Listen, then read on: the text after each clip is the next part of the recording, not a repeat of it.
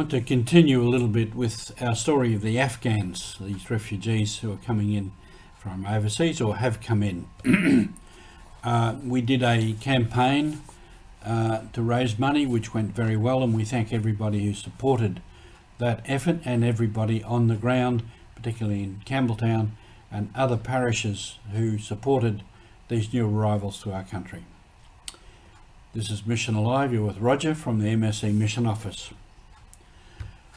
As we've probably seen from many news bulletins, the situation in Afghanistan is not good at all. Many people, perhaps thousands, are trying to get visas to leave the country with no success, and many have been trying for years to leave the country. So there's a big gap there, that while many people want to leave Afghanistan, they can't get visas, and certainly now the Taliban in charge, it's very, very difficult. There's also lots of stories of people simply being shot out of hand.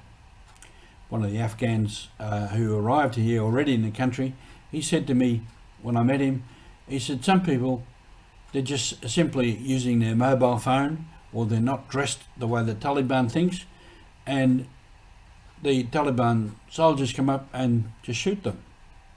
Amazing. Just amazing. People are just being shot, killed.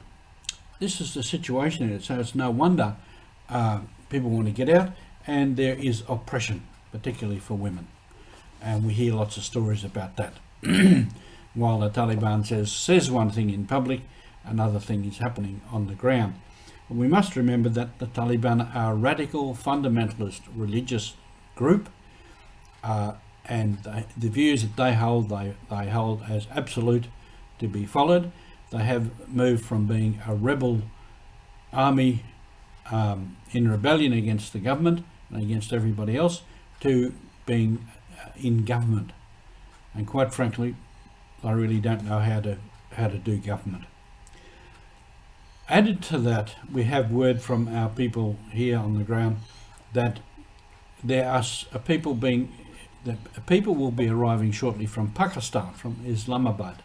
And what is happening there, the Pakistan government, the Foreign Affairs Department, or whatever they have there, are helping people to come across the border, and a lot of them are principally wives and families of those men who have got out, and perhaps some of them that have already arrived in Australia.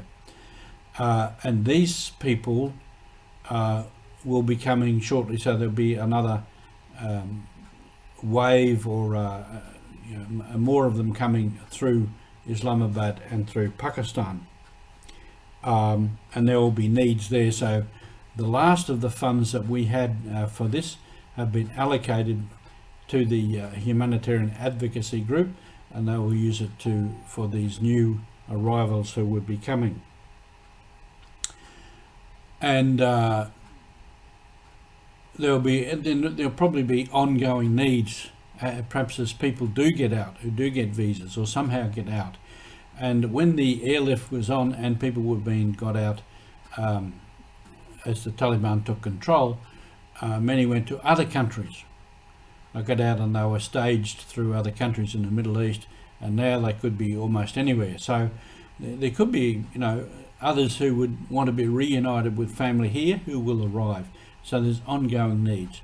But as I said last time, many now are within the government, Australian government system and getting assistance, and there are organisations that are looking to help them.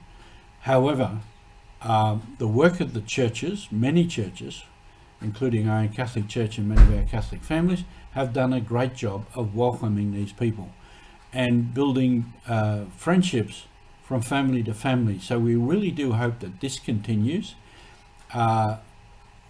which will help them to settle in more and more, and it will help to come over any potential prejudice against people because of their language or their religion or how they look or how they dress.